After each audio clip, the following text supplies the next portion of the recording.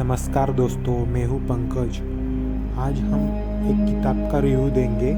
इस किताब में लेखक ने बहुत बड़े राज खोले हैं तथा इतिहास के विषयों पर बात की है जो हमें और आपको अभी तक पता नहीं थी।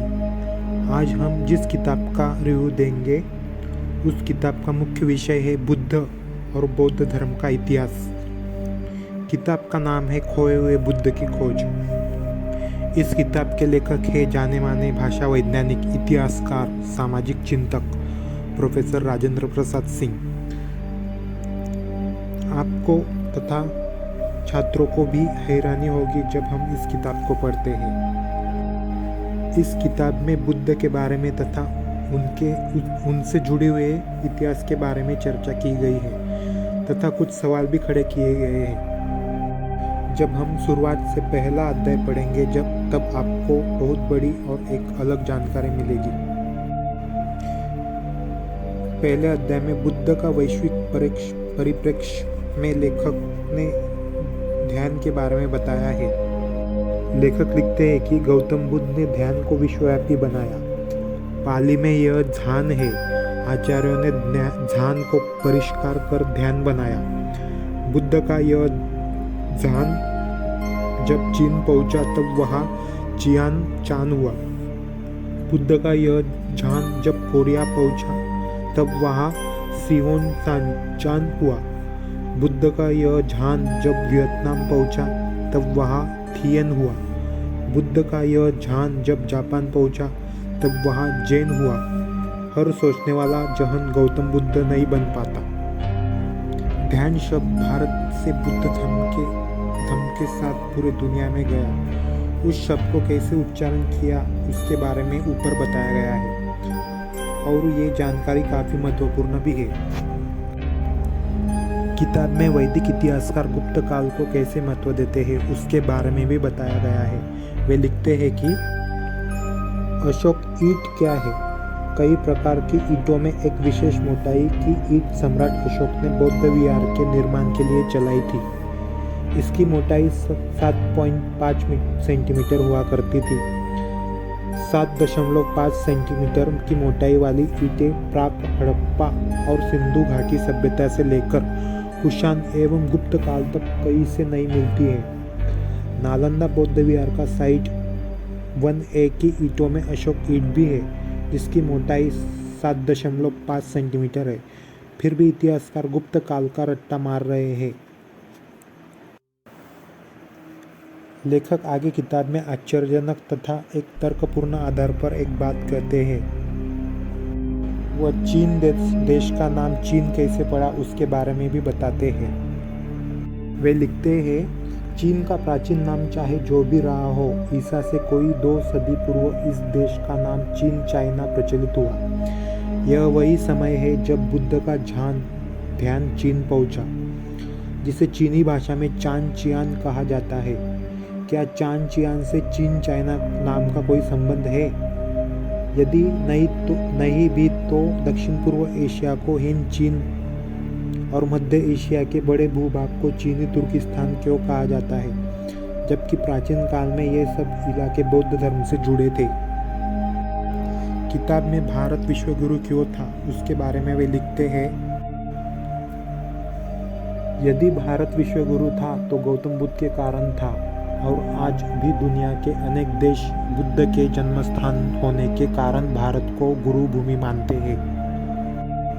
आगे किताब में गुप्तकालीन प्राचीन भारत स्वर्णयुग क्यों नहीं था, मोहनजोदड़ो का स्तूप को शिवलिंग बनाया गया, बुद्ध को खीर देने वाली सुजाता का स्तूप इत्यादि पर चर्चा की गई है। लेखक किताब में एक बड़ी बात पर चर्चा करते हैं तथा वैदिक धर्म समर्थक वैदिक ब्राह्मण पुरातत्वविद बौद्ध स्थलों को कैसे लेकर इतने चिंताजनक तथा गंभीर क्यों नहीं होते। अब ये बात तो सबको पता है कि वैदिक विचारधारा यह बुद्ध के विरोधी है तथा विरोध करती आई है। वे किताब में सिंध साम्राज्य के अनेक नगरों में स्तूप मिले उसके बारे में भी बताते हैं। वे लिखते हैं कि सिंध साम्राज्य के अनेक नगरों में स्तूप मिले। हड़प्पा में मिला, मोहनजोदड़ो में मिला, धोलावीरा में मिला, राखीगढ़ी में मिला। राखीगढ़ी में तो झुंड के झुंड स्तूप मिले। जाने क्यों इतिहासकार बताते हैं कि ये स्तूप कुषाण काल के हैं। भाई, कुषाण काल तो बुद्ध की मूर्तियों के लिए जाना जाता है। यदि सिंध साम्राज्य के ये स्तूप कुषाण ने बनवाए तो वे सिर्फ सूफी क्यों बनवाते? वे तो सिंधु घाटी की गली गली में हर चौक चौराहे पर बुद्ध की मूर्तियां बनवाते। वे तो गांधार कला के आविष्कारक थे और बुद्ध की मूर्तियों के लिए तो कुषाण राज्य इतिहास में जाने जाते हैं। और यदि साम्राज्य के ये स्तूप कुषाण काल के हैं तो कुषाणों से करीब 1500 साल पहले तो आपके अनुसार आर्य आए थे जिन्होंने सिंध साम्राज्य पर कब्जा किया। फिर उन्होंने सिंधु घाटी के डगर डगर में मंदिर अवतारों की मूर्तियों क्यों नहीं बनवाए? इस बात से हमें पता चलता है कि भारतीय पुरातत्व सर्वेक्षण बौद्ध इतिहास तथा उनके विरासत को गंभीरता से क्यों नहीं लेते तथा वो बौद्ध स्थलों के उत्खनन को क्यों महत्व नहीं देते। जब भी बौद्ध स्तूप वगैरह मिलता है तब वो क्यों महत्व नहीं देते। और भी बहुत सारे बातें किताबों में लिखे गए हैं। किताब में आगे अशोक के शिलालेखों के बारे में एक सवाल भी खड़ा करते हैं। लेखक लिखते हैं, अशोक के शिलालेखों पर संस्कृत के अभिलेख लिखवाए गए हैं, मगर संस्कृत के अभिलेखों पर अशोक के शिलालेख क्यों नहीं लिखवाए गए हैं? वे यहाँ पर प्रश्न पूछते हैं। वही आगे लेखक लिखते हैं, सम्राट अशोक के जिस शिलालेख को पढ़कर इतिहासकारों ने यज्ञ हवन में पशुवध किए जाने का तूफान खड़ा किया है, वह उनका प्रथम शिलालेख है जिसमें कहीं भी यज्ञ और हवन का उल्लेख नहीं है। इसलिए अशोक के शिलालेखों की मनमानी व्याख्या कर वैदिक यज्ञ और संस्कृति से जोड़ना बंद करे इतिहासकार। किताब में गौतम बुद्ध का नाम सिद्धार्थ क्यों नहीं था, उसके बारे में बताया गया है। गौतम बुद्ध से पहले के बुद्ध बौद्ध संस्कृति के चक्र के बारे में और हड़प्पा सभ्यता के कुछ राज भी बताए हैं।